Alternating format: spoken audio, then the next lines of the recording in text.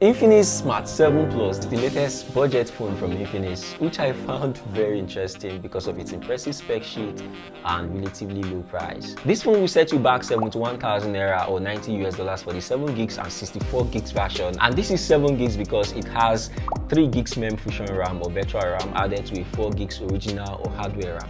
You're also getting a massive 6000 mAh battery and a Type-C USB port for this price. However, it comes with some major shortcomings, so sit tight and let's explore this phone in this video together. What's up guys, it's Victor here again. In this video, I'll unbox and share my impressions of the Infinix Smart 7 Plus. Please subscribe if you're not, and don't forget to turn on post notification using the bell icon so that you'll be notified whenever I post a new video like this one.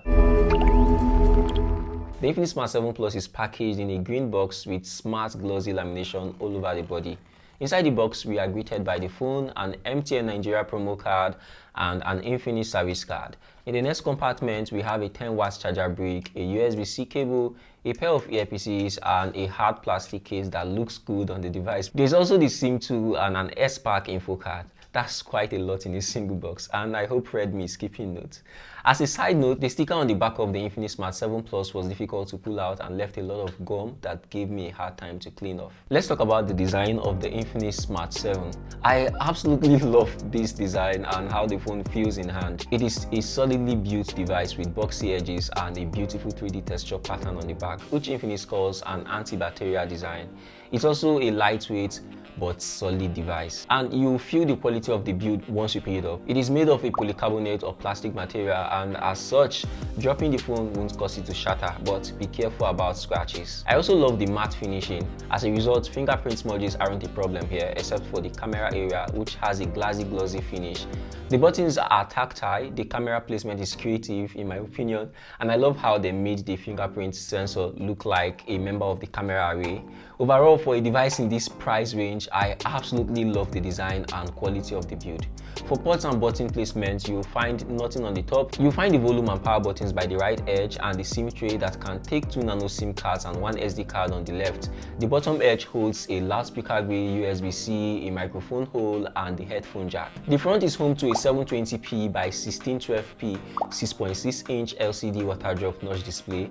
As expected on a budget phone like this, it has huge bezels and chin. The display quality is satisfactory at this price point, but I found the brightness level unsatisfactory. Even though on the back of the phone it says sunlight readable display, the highest brightness level is not even sufficient for indoor use, and when on auto brightness mode, the regulation is inconsistent. You get a lot of fluctuations in brightness levels, which can be very distracting. I had to turn the auto brightness off. The Infinix Smart 7 Plus has a massive 6000 mAh battery, which is wild.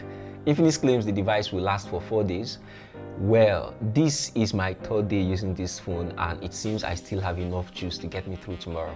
While the battery life is strong, charging up the massive 6000 mAh is slow because of the somewhat slow 10-watt charger. That's something to take note of. Infinix Smart 7 Plus has a 4 gig RAM and 64 gigs storage variant, which is the one I have here. There's also another variant with 3 gigs of RAM at a cheaper price. The phone also has 3 gigs of virtual RAM that Infinix calls mem fusion RAM, making the total amount of RAM here 7 GB. However, I don't think the concept of a virtual RAM makes sense. To be honest, it sounds and feels like a gimmick. It's a 4G device, however, and connection speeds here look good. So far, so good for a sub $100 device, right?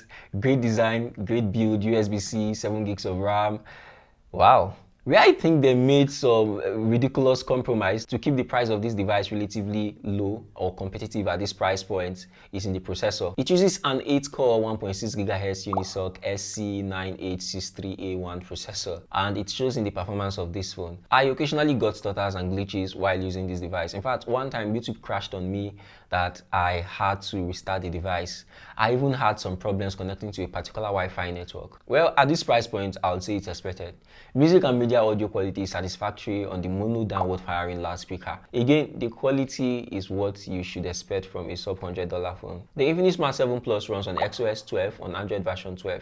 XOS is a beautiful Android skin with a lot of extra features that are useful but can sometimes be overwhelming. Some of my favorite features are the ability to control phone calls and music playback with hand gestures, the ability to restrict prognosis using the peek-proof mode feature, and the ability to save WhatsApp status natively.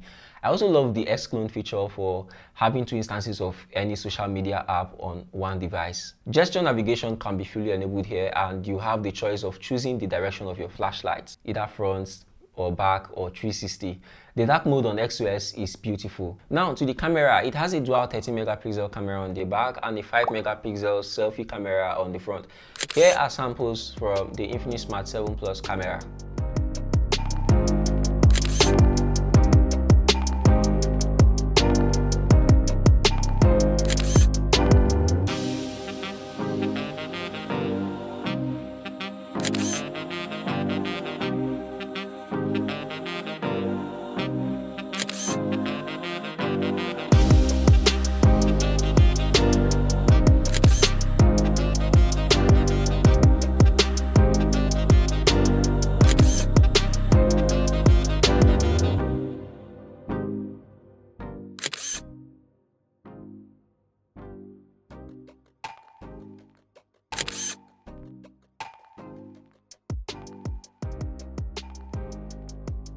The video looks like from the Infinix Smart 7 Plus.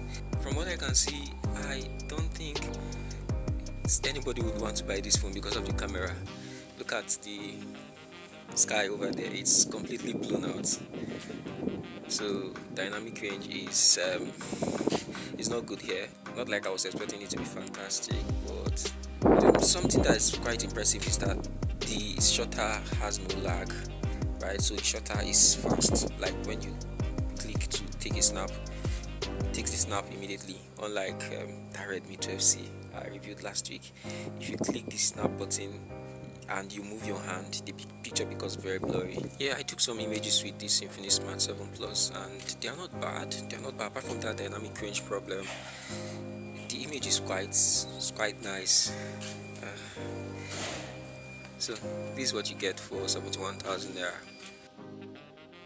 The Infinix Smart 7 Plus can shoot video up to 1080p at 30 frames per second. It has no image stabilization. Overall, the quality is what you should expect from a phone at this price level. In conclusion, I think the Infinix Smart 7 Plus is absolutely worth 71,000 Naira or $90 for the 4 gigs and 64 gigs version, and 61,000 Naira or $80 for the 3 gigs and 64 gigs version. I love that it has a big battery and a USB-C port. The Redmi 12C I reviewed last week, which is more expensive than this phone, only comes with a micro USB port. The Infinix Smart 7 Plus, in my opinion, could have been the ultimate budget king if it came with a slightly more capable processor. But then that would basically mean asking for too much or asking for a higher price tag. This has been my review of the new Infinix Smart 7 Plus. Like and share if this was helpful. Also subscribe for more videos like this and don't hesitate to check out any of the other videos on your screen right now. Thanks for being here up to this point. I will see you when I see you in the next one. Bye.